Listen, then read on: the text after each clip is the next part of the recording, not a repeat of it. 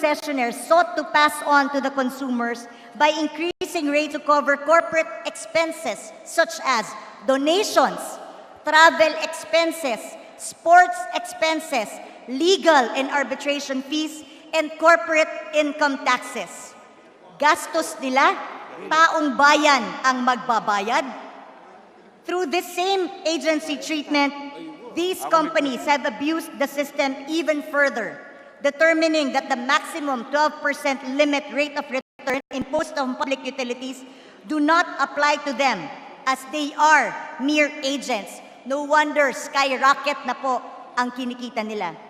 Ito pong resolusyon na hawak ko, Resolution number 04006-CA na in-issue ng Regulatory Office ng MWSS, ang tanging papel na nagsasabi na hindi sila public utility. Sinasabi nila sila ay mere agents. Kagagawan lang po ito ng isang technical working group na sila-sila rin ang komposisyon nito. Kaya kayang-kaya po nating i-insist at i-demand na sila ay public utility company. This alone is a preposterous disservice to the country. However, as they often say on TV shopping shows, but wait, there's more. The government has bent over backwards in favor of these companies. The so-called innovation of the MWSS Regulatory Office in its interpretation of the concession agreement allowed the concessionaires to collect fees via the water tariff capital investment plans and programs that have not yet been implemented or for those that have already been abandoned. They were allowed to bill consumers for $100 million and the Angat water reliability for 5.4 billion pesos and the earthquake contingency project for 4.130 billion pesos. For these 6 projects alone, a total yet to be fully implemented.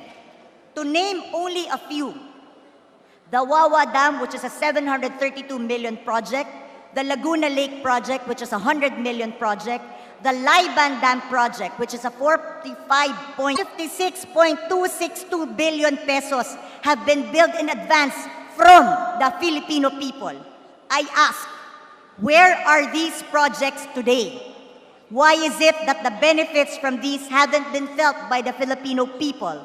How is it that this year alone, our own people suffered from massive systematic water shortage that disrupted the national capital region? Let's recap, shall we? These companies charge to the consumers various business expenses and have the people prepay for projects, some of which are already abandoned or yet to be fully implemented. And they want the government to pay 10 billion pesos through their arbitration? Have they performed their duties and responsibilities from the concession agreements they consider sacred? I use this term lightly, as they themselves do not seem to respect the concession agreements they anchor their claims on. The very agreements themselves all point to the fact that they are public utilities, and the only semblance of any agency is to allow them to be empowered agents of the MWSS to apply for the exercise of governmental functions such as easement, eminent domain, and right of way. Existing law, jurisprudence, and overall basic common sense all point to the conclusion that water distribution and provision of sewerage services to the general public granted by the concession from MWSS as the original public utility from its legislative charter. So the MWSS is a public utility, and it enters into a concession agreement to the 2 companies. And all of a sudden, they aren't public utilities themselves.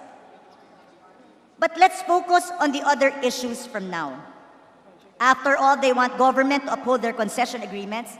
What has happened to the requirement of the very same concession agreements for these companies to provide proper sewerage and sanitation systems? Where are the international standard piping systems that they are supposed to have created?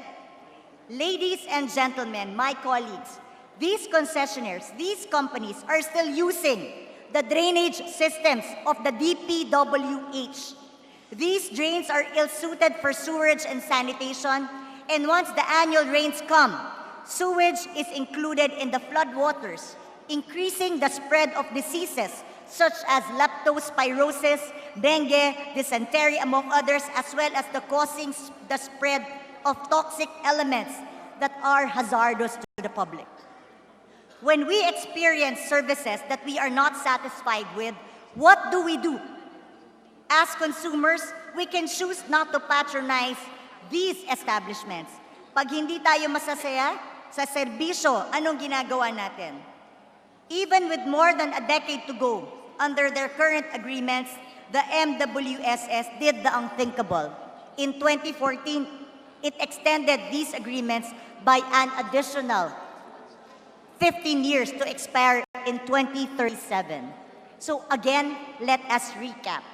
We pay for their corporate income taxes and other business expenses, advance for projects that are non-existent or abandoned, look the other way when they fail to provide sewerage and sanitation systems, and extend their contracts even though the expiry is so far away? Are we going to stand by and allow this massive duping of the Filipino people? Beware the fury of a patient man, as John Dryden says. In this case, beware that of a patient woman. These onerous contracts have been the subject of my own research and numerous calls for investigation close to a decade ago. I am truly thankful that today, President Duterte himself has seen this issue and has not only pledged to act accordingly, but will hold these companies accountable. Thank you very much, Mr. President, for acknowledging that these widespread actions can no longer be tolerated. Now I call on my fellow legislators here in the House of Representatives and in the Senate. Let us expose these actions for what they are: a widespread swindling of the Filipino people and its government. Let us all unite and act for the benefit of our people, our constituents, who elected us to serve. Allow me to leave you with these words of Anatole France: justice is the means by which established injustices are sanctioned. I repeat, justice is the means by which established injustices are sanctioned. Let us all act to correct these injustices of the past once and for all. Thank you for giving me this opportunity. That first opportunity was on September 2011, and I here stand years later asking the same thing. Let us all act. And this is my call to action to my colleagues. Marami pong salamat, and may God continue to bless the Philippines and the Filipino people. Thank you.